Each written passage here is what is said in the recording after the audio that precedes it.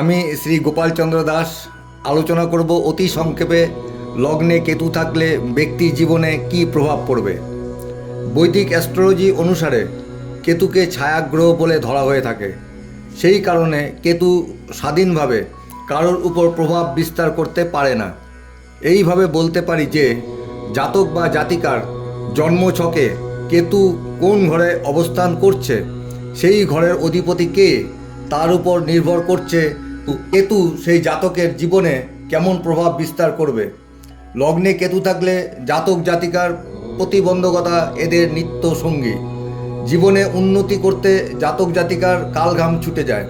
কেতু যদি লগ্নে থাকে ধর্মে বানায় সেতু। হিন্দু জ্যোতিষশাস্ত্র অনুসারে কেতু হলো ছায়াগ্রহ।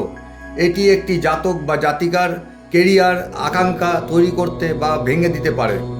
পর্যবেক্ষণ করে দেখা গেছে ব্যক্তির ভবিষ্যৎ গণনায় কী ঘটবে তা ব্যাখ্যা করবার আগেই সর্বদা রাহু এবং কেতু সম্পর্কে কথা বলে থাকেন। কেতু লগ্নে থাকলে ব্যক্তির জীবনে অনেক বাধার ইঙ্গিত দেখা যায় বা অনুভব করা যায়।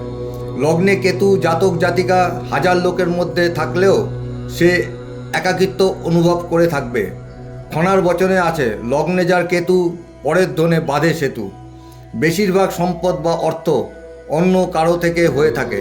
লটারি যোগ, পরধন প্রাপ্তির প্রবল সম্ভাবনা, জুয়ায় লাভ ইত্যাদি।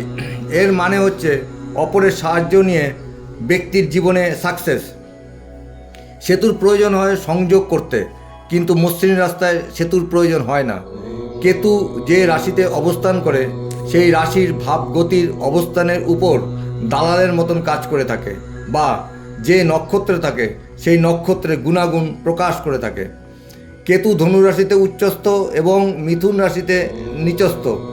বন্ধু গ্রহ বৃহস্পতি এবং শত্রু গ্রহ হলো রবি ও চন্দ্র, এবং প্রতিদ্বন্দ্বী গ্রহ হলো শনি, বুধ ও শুক্র। জন্মছকে বৃহস্পতির সহিত কেতু একসঙ্গে অবস্থান করলে সেই ব্যক্তির রাজযোগ সৃষ্টি হয়। বুধের সঙ্গে কেতু অবস্থান করলে জাতকের মনে সাহস বাড়ে।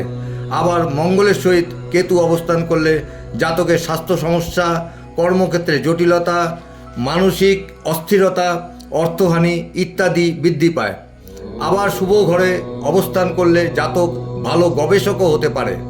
এছাড়া সূর্য ও চন্দ্রগ্রহণের সময় অশ্লেষা নক্ষত্রে যখন চন্দ্র অবস্থান করে অথবা রবি যখন বৃশ্চিক রাশিতে থাকে তখন কেতু বলবান হয়। এই সকল যোগের বিস্তারিত প্রভাব গ্রহ অবস্থানের উপর নির্ভর করে থাকে।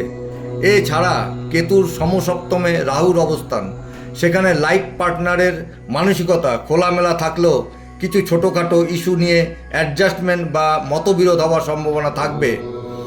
আর কেতু নিচস্থ হলে ভৌতিক ভয়, বিষাক্ত জন্তু দ্বারা আক্রান্ত, বক্ষপীড়া, চর্মব্যাধি হবার সম্ভাবনা, বা হঠাৎ যে দুর্ঘটনা ঘটে তার কারক কেতু, অবসাদগ্রস্ত হয়ে পড়া, রাত বেশি জাগা, একাকিত্ব থাকা ইত্যাদি জাতক বা জাতিকার জীবনে লক্ষ্য করা যায়। এই কেতুর মধ্যে আছে চরম গোপনীয়তা ও রহস্যময়িতা। এদের চরিত্র রহস্যময়। কেতু হচ্ছে স্পিরিচুয়াল প্ল্যানেট। সমস্ত আধ্যাত্মিকতা, পূজা পাঠ, বিপদ সম্পর্কে আগাম অবহিত করা। অন্তর্দৃষ্টি, মানসিক ক্ষমতা, অতীত জীবনের অন্তর্দৃষ্টি, আধ্যাত্মিক এবং জ্ঞান অর্জনের সাথে যুক্তকে কেতু ডিনোট করে থাকে। যেমন অন্ধ ব্যক্তি চোখে না দেখলেও তার অন্তর্দৃষ্টি দ্বারা কাজকর্ম বা চলাফেরা করতে পারে, তদ্রূপ কেতু তার অন্তর্দৃষ্টি দ্বারা সকল কিছু করতে পারে বা সক্ষম হয়। দ্বাদশ ঘরে কেতু থাকলে জাতক জাতিকার মোক্ষ, মুক্তি এবং আধ্যাত্মিকতার সঙ্গে সম্পর্কিত লাভ হয়ে থাকে। এই ঘরে কেতু থাকলে ব্যক্তি গভীর আধ্যাত্মিক জ্ঞান, আত্মদর্শনের প্রতি প্রবল ঝোঁক প্রদান করে থাকে বা থাকতে দেখা যায়। এর ফলে বস্তুগত সাধনার প্রতি ত্যাগ বা অনীহার অনুভূতি সৃষ্টি হয়। জাতককে স্বেচ্ছায় নিঃস্বার্থভাবে অন্যদের সেবা করার আকাঙ্ক্ষা বা আধ্যাত্মিক বিকাশের সুবিধার্থে মানবিক কর্মকাণ্ডে জড়িত হয়ে পড়ে। কেতু হলো পূর্বজন্মের ইচ্ছা, আমাদের পূরণ হয়নি সেই ইচ্ছারই কারক কেতু। তবে ভয় পাওয়ার কোনো কারণ নেই। প্রতিকারের জন্য উপযুক্ত শিক্ষিত জ্যোতিষের পরামর্শ গ্রহণ করুন। আজ এই পর্যন্ত, নমস্কার।